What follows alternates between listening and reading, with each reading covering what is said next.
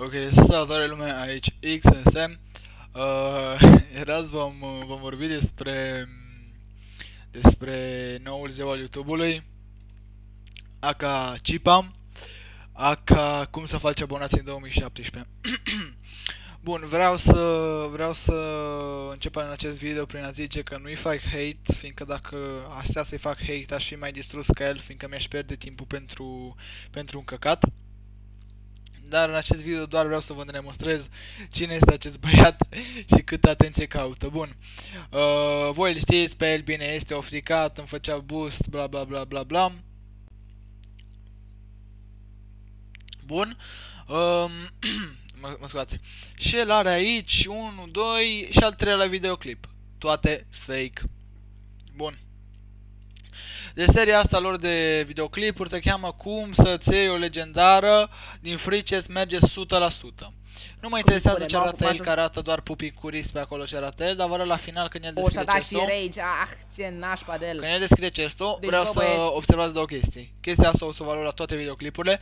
Dacă nu știți ce face el fraierește lumea, le spune să dea subscribe la canalul lui și dacă lumea dă subscribe la canalul lui, vor câștiga așa prin magie o legendară din Freeches și uitați ce face el aici. Uitați cât are, 5.100 cât are acum? 13.000. Clar că nu este contul lui. Uitați. Și el aici a luat un videoclip de pe internet, scrie Graveyard, buy Freeches, ceva de genul. În plus, ați văzut și voi, s-a schimbat imaginea, s-a schimbat tot, nu este ăsta lui. Deci el a lăsat practic pe la lui un pic, i-a lăsat și a făcut un pic animația. Bun. Și după și-a lăsat un pic pe lui și a făcut un pic animația, după l-a băgat pe ăsta. După l-a băgat pe ăsta și arată el aici că nu știu ce a câștigat. Bun, și al doilea videoclip și după vă voi spune și părerea mea despre acest copil. Al doilea videoclip este tot la fel, arată el cu pinculești din alea, după bagă el o muzică, uitați câți bani are, fiți atenți, 862, este clar că nici asta nu este contul lui. Se arată așa că băiatul ăla a dat rapid peste 18.000, ați văzut, este clar că nici asta nu este contul lui.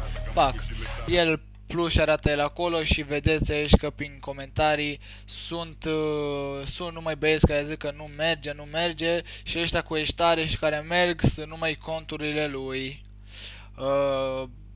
Majoritatea conturilor sau ale prietenilor lui și și-au dat like singuri.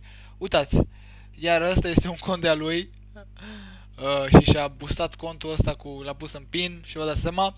Plus, părerea mea este că toate vizionările astea, hai să zicem, a ajuns cu vizionările astea, dar oricum el are mai mulți abonați decât like-uri la videoclipul ăsta, ceea ce este o chestie imposibilă. Și dacă ne uităm, azi a făcut 7.000 de abonați, 7.000 de abonați, nici cu video de 300.000 de vizualizări în trending, nu face nici Ilie. Imediat vă voi arăta și statisticile lui Ilie, ce înseamnă că el folosește boți și pentru vizionări și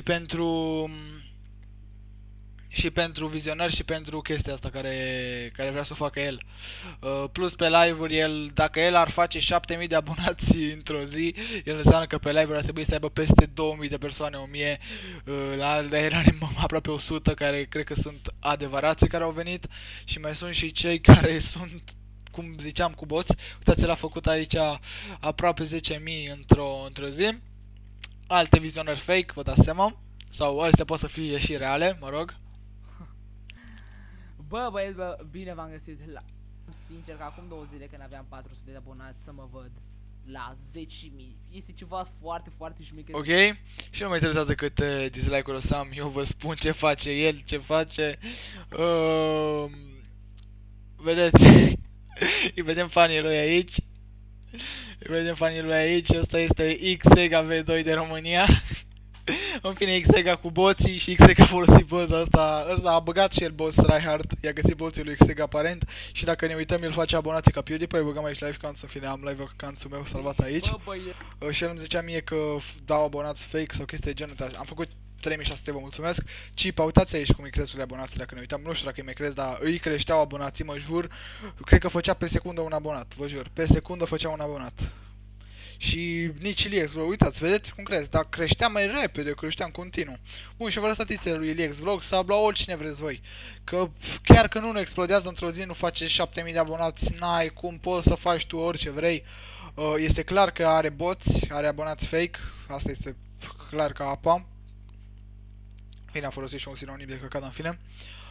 Uitați, IlieX Vlog de-abia face 500 de abonați. Hai să zicem cineva care îi merge foarte bine cu canalul, Max Infinite. Hai să ne Max Infinite.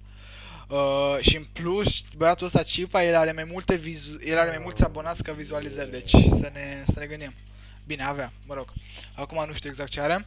Și ne uităm la Max Infinite, un băiat care depune foarte multă muncă și a depus 651, băieți. Ori cineva poate să explodeze, dar eu nu văd nimeni să facă 7000 de abonați. Asta e câți abonați a făcut PewDiePie azi. PewDiePie într-o zi face undeva la 20-30 de mii de abonați. Bun. Hai să vedem aici. Uitați, 8000 de abonați a făcut PewDiePie până acum. Ce vreți, mă, băieți? Noi îl comparăm pe Cipa cu PewDiePie. Ce vorbim aici? Bă, băieți, m-am spus ce face el, este foarte fake. Vă spun să nu mai vă abonați la el, să nu mai dați like-uri. Eu am fost XNS. Cum zice Cătălin Talent, am zis totul alb pe negru sau negru pe alb. Eu am fost XNS, dacă v-a plăcut așa, vă cred că m-am dus, băieții. Bye!